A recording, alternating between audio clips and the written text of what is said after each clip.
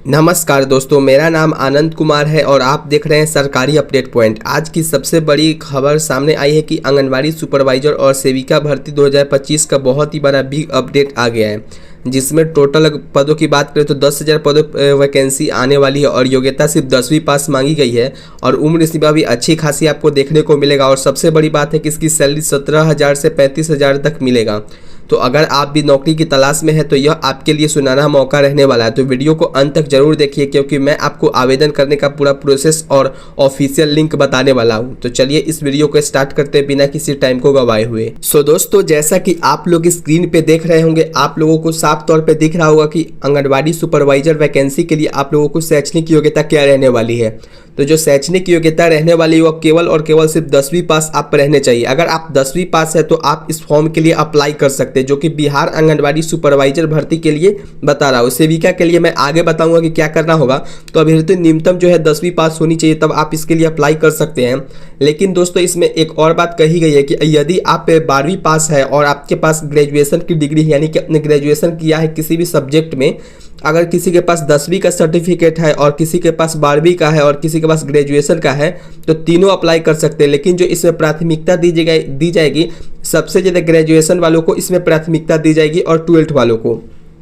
यदि किसी ने ग्रेजुएशन किया तो सबसे ज़्यादा उसको प्राथमिकता दी जाएगी।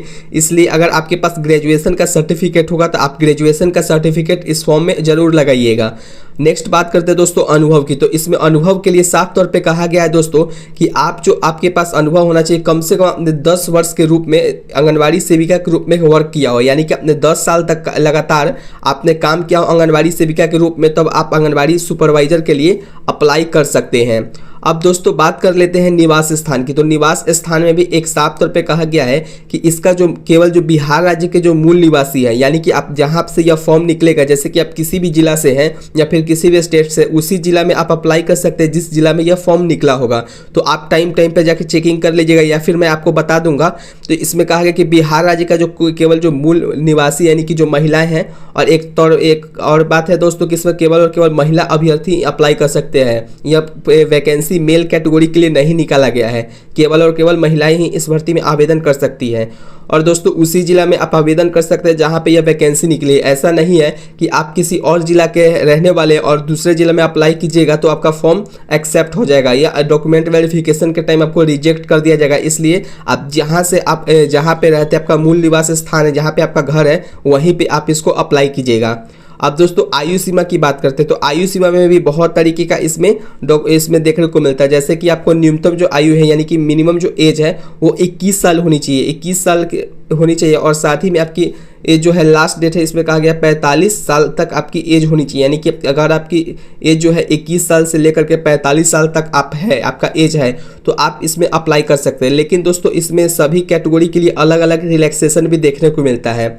यानी अगर बात करते हैं ईबीसी कैटेगरी के लिए तो 45 साल प्लस 2 साल का इसमें एक्स्ट्रा रिलैक्सेशन देखने को मिलता है। और SC/ST कैंडिडेट के लिए आपको इसमें 5 साल का रिलैक्सेशन देखने को मिलता है। यानी कि अगर 50 साल तक आपकी एज है तो भी आप इसमें अप्लाई कर सकते हैं। तो इसलिए आप इसमें जरूर से अप्लाई कीजिए। और आरक्षित वर्गों की जो महिलाओं को निम्नानुसार इसमें तो छूट तो दिया ही जाएगा, जैसे कि मैंने आपको यहाँ पे बता दिया है।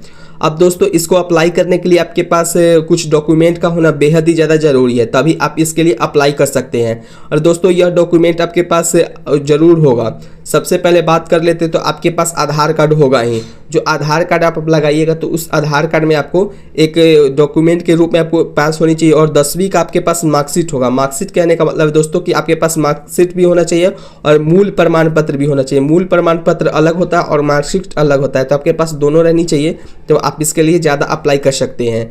अब बात करते हैं दोस्तों 12वीं का स्नातक या फिर प्रमाण पत्र आपके पास अगर उपलब्ध हो तो लगा सकते हैं। यानी कि आपके पास अगर आपने इंटर पास किया है या फिर ग्रेजुएशन पास किया है तो आप सर्टिफिकेट लगा लीजिएगा। क्यों लगाना जरूरी है दोस्तों, यह मैंने आपको स्टार्टिंग में ही बता दिया था। क्योंकि दोस्तों अगर किसी के पास 12वीं का या फिर 10वीं या ग्रेजुएशन का सर्टिफिकेट है तो इसमें सबसे ज़्यादा मान्यता ग्रेजुएशन वालों को दिया जाएगा। इसलिए आप ग्रेजुएशन के अगर आप पास है तो आप ग्रेजुएशन का सर्टिफिकेट इसमें ज़रूर लगाएं, ताकि आपको बाद में कोई परेशानी ना हो। उसके बाद आपको इनकम सर्टिफिकेट लगाना है। इनकम सर्टिफिकेट का मतलब है दोस्तों कि इनकम सर्टिफिकेट में आपको मिनिमम जो है 90,000 से कम तक का आपका रहनी चाहिए। फिर उसके बाद है जाति प्रमाण पत्र। जाति प्रमाण पत्र भी आपको अगर एज रिलैक्सेशन लेना है तो जाति प्रमाण पत्र आप लगाइएगा, अन्यथा आप जाति प्रमाण पत्र नहीं भी लगाते हैं तो भी इसमें आपको कोई ज़्यादा इसमें झंझट नहीं होने वाला है। अगर एज रिलैक्सेशन लेना है तो आप जाति प्रमाण पत्र लगा सकते हैं, अन्यथा आप नहीं भी लगाएं। फिर उसके बाद है दोस्तों निवास प्रमाण पत्र। निवास प्रमाण पत्र इसमें सबसे ज़्यादा जरूरी है दोस्तों, क्योंकि निवास प्रमाण पत्र जो है वो इसमें आपको इससे पता चलेगा कि आप कहाँ के रहने वाले हैं। यदि आप किसी और जिला से अगर है तो आप वहाँ का निवास प्रमाण पत्र नहीं बनवाइए, क्योंकि डॉक्यूमेंट वेरिफिकेशन में सबसे ज़्यादा इसी में लोग छटाते हैं।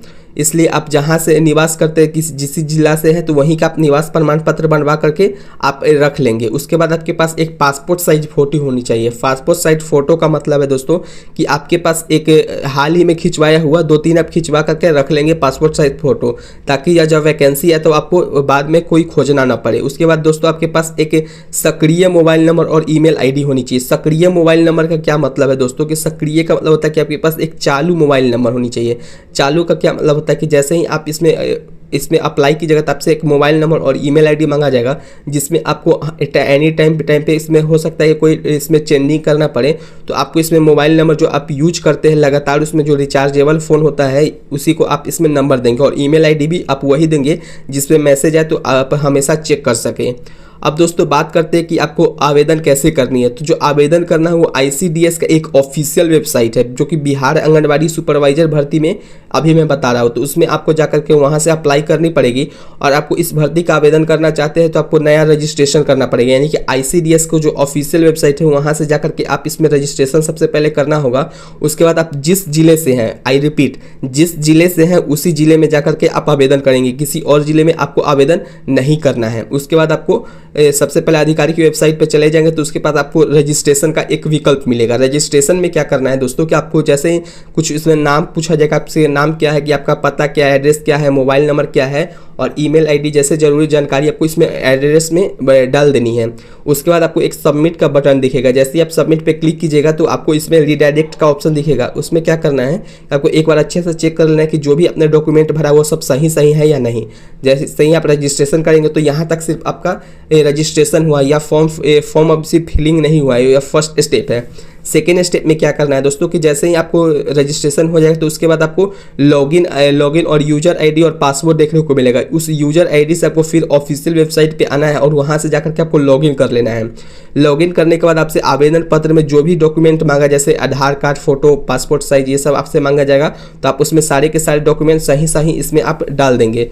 उसके बाद आपको क्या करना है कि सभी जो भी अपने डॉक्यूमेंट डाले उसको एक बार फिर से आपको चेक कर लेनी है कि जो भी आपने डॉक्यूमेंट डाला है वो सही है या नहीं। अगर नहीं है तब उसको एक बार फिर से आप इसको चेक करके आप एडिट कर लेंगे। एडिट का आपको ऑप्शन मिलता है, एडिट का ऑप्शन पहले ही मिलता है। जैसे आप सबमिट बटन पर क्लिक कर दीजिएगा तो उसके बाद आपको एडिट का ऑप्शन नहीं मिलता है, इसलिए आप पहले से एक बार अच्छा से जांच कर लीजिएगा। उसके बाद आपको क्या करना है कि आप यहाँ पे एक प्रिंट आउट ले लीजिएगा। प्रिंट आउट का मतलब है कि जैसे आप सबमिट बटन पे क्लिक कीजिएगा तब आपको प्रिंट आउट का ऑप्शन मिलेगा। उसको आप हार्ड कॉपी में साइबर कैफे से जाकर के आप निकलवा लीजिएगा। इसको निकलवा करके अपने पास रखने हैं दोस्तों, ताकि आपको बाद में कोई ज़्यादा झंझट ना लगे या फिर आपको कोई परेशानी का सामना ना करना पड़े। और दोस्तों एक और बड़ी बात है कि आपको इसमें किसी को भी 1 रुपया भी पेमेंट करने की ज़रूरत नहीं है। ऐसा देखा गया है कि बहुत से लोग कहते हैं क्या कि आपको इसमें फॉर्म फिलिंग के लिए आपको पैसा लगेंगे, लेकिन इसमें पैसा नहीं लगता। अगर आप साइबर कैफे से अगर अप्लाई करते हैं तो आपसे हो सकता है कि 100 रुपया लिया जाए, अन्यथा इसमें कोई फीस नहीं लगता है। अभी तक तो नहीं लगा, लेकिन 100 रुपया लग भी सकता है,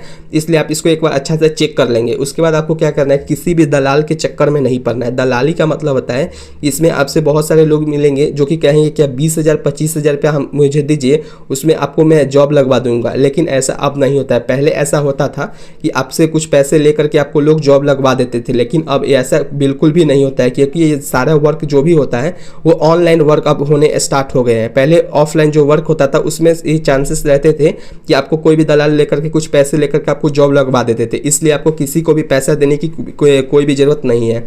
अगर आप चाहते हैं कि इस फॉर्म को कैसे फिलअप करना है तो आप कमेंट बॉक्स में आप करके हमको बताएं कि इसको फॉर्म को कैसे फिलअप करना है, तो मैं आपको पूरा प्रोसेस बता दूंगा कि कैसे आपको अप्लाई करनी है और किस जिला से है और कहाँ पे क्या वैकेंसी आया, उसको भी मैं आपको नेक्स्ट वीडियो में बता दूंगा। उसके बाद जैसे आप फॉर्म को फिलअप कर लेंगे तो उसके बाद इसमें आपको क्या करना है कि कुछ जरूरी डॉक्यूमेंट्स होते हैं, जैसे कि आवेदन जो प्रक्रिया पूरी तरीके से ऑनलाइन रहेगी, या मैंने आपको पहले ही बता दिया। ऑफलाइन इसमें कोई भी वर्क नहीं होता है, केवल डॉक्यूमेंट वेरिफिकेशन के टाइम आपसे ऑफलाइन में आपसे मिला जाएगा। फिर उसके बाद सही दस्तावेज और सत्यापित होनी चाहिए, और आवेदन जो आपको करना है उस समय सीमा के भीतर ही करना है। हालांकि अभी वैकेंसी या नहीं है, लेकिन जैसे ही आता तो मैं उसमें पूरी तरीके से आपको बता दूंगा। गलत जानकारी भरने पर आपका आवेदन रद्द हो जाएगा। गलत जानकारी का मतलब है दोस्तों कि आप किसी और जिले से अगर वहाँ पे अगर आप अप्लाई करते हैं तो आपका पहले ही फॉर्म रिजेक्ट कर दिया जाएगा। इसलिए आप जो भी डॉक्यूमेंट्स में आप इसमें लगाएं वो बिल्कुल भी सही लगाइएगा।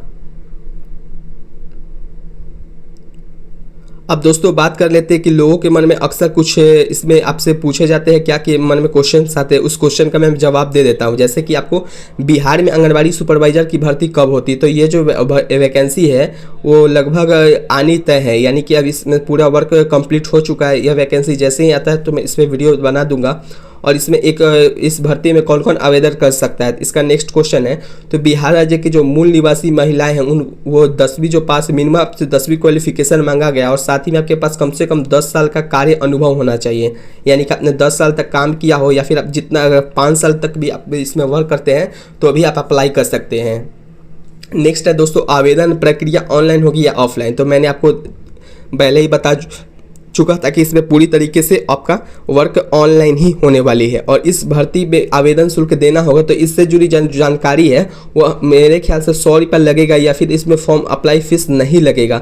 इसका जानकारी जैसे ही ऑफिशियल नोटिफिकेशन आता है तो मैं आपको उस टाइम पे बता दूंगा, इसलिए आप इस चैनल को सब्सक्राइब जरूर कर लें।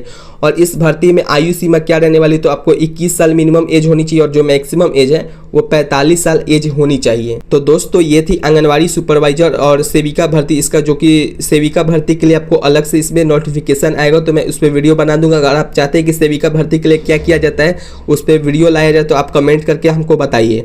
अगर वीडियो आपको हेल्पफुल लगी हो तो इसे लाइक और शेयर जरूर कीजिए, ताकि बाकी लोगों को भी यह अवसर मिल सके। और हाँ, ऐसे ही सभी सरकारी नौकरी अपडेट सबसे पहले पाने के लिए चैनल सरकारी अपडेट पॉइंट को सब्सक्राइब करें और बेल आइकन दबाना ना भूलें। मैं हूं अनंत कुमार, मिलता हूं अगले वीडियो में। धन्यवाद। All the best for your preparation. जय हिंद, वंदे मातरम।